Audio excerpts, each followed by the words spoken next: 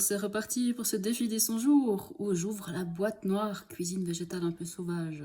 Expérimenter un monde 100% vitalité, ça c'est une facette. Mais il y a aussi une facette importante de cuisine végétale un peu sauvage, c'est tout ce qui a trait aux plantes sauvages comestibles.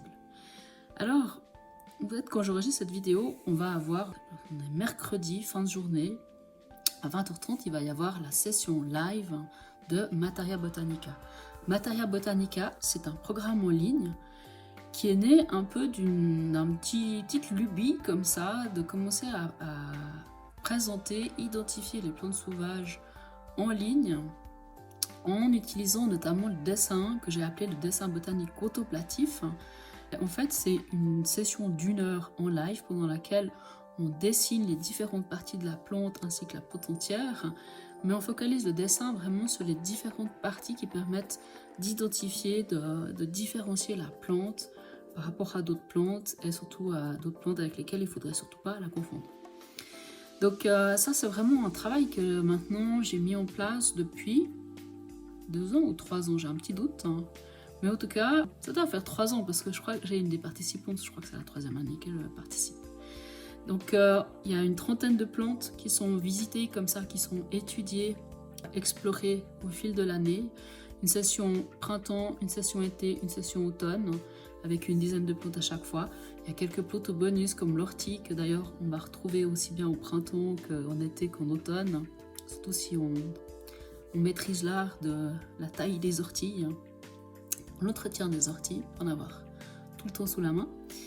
Donc voilà pour Materia Botanica. Généralement, systématiquement, le samedi matin, une vidéo d'identification 5, 10, 15 minutes pour les plus longues, pendant lesquelles je travaille avec la planche botanique, la plante fraîche que j'ai vraiment sous la main ou avec des photos. Travaille sur l'identification de la plante, quels sont les critères à appliquer pour l'identifier vraiment en toute sécurité, c'est évidemment fondamental. Généralement, dans ces vidéos, j'évoque aussi comment les utiliser ensuite ces plantes en cuisine et puis quelques préparations médicinales simples, un peu ce que j'appelle les préparations au coin de la cuisine. Donc voilà ce que j'avais envie de dire sur Materia Botanica. Après, donc ce soir, là, maintenant que je suis en train d'enregistrer, ce soir on va travailler le serpolet, donc le thym sauvage. Et puis dans les prolongations à Materia Botanica, les 2 dernières années, et ce sera le cas de nouveau cette année en octobre, pendant tout le mois d'octobre, je lance un défi que j'ai appelé Herbar Inktober, qui vient se caler comme ça sur le défi Inktober pour celles et ceux qui connaissent. Et puis en fait, simplement chaque jour, on va dessiner une plante différente. Donc je vais vous montrer, je vais feuilleter simplement les pages du carnet que j'avais fait en 2022. Voilà, il y a 2 ans, c'était le premier.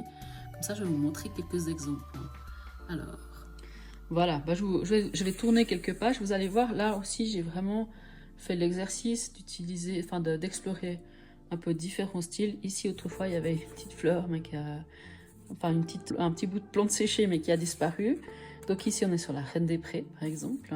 Donc, comme je vous le disais, par exemple, ici, j'ai mis un peu en évidence la forme usuelle des inflorescences en forme de grappe.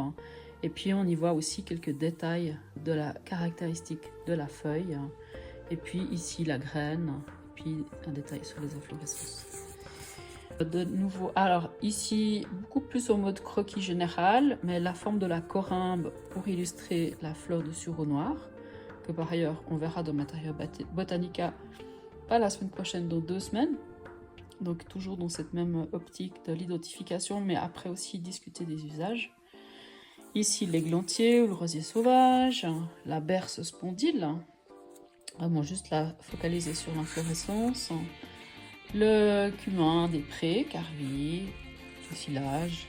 Enfin, je ne vais pas toutes les faire, mais ça vous donne déjà aussi une première petite notion des choses qu'on peut aussi comme ça faire ensemble d'ici le mois d'octobre.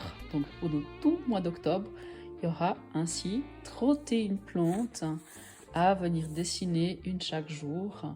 Voilà, je termine ici avec cet Egopod que vous avez d'ailleurs peut-être déjà croisé sur le site internet. C'est un dessin que j'ai déjà publié à plusieurs reprises avec son pétiole à section triangulaire qui est l'une des caractéristiques d'identification de cette plante sauvage, par ailleurs délicieuse.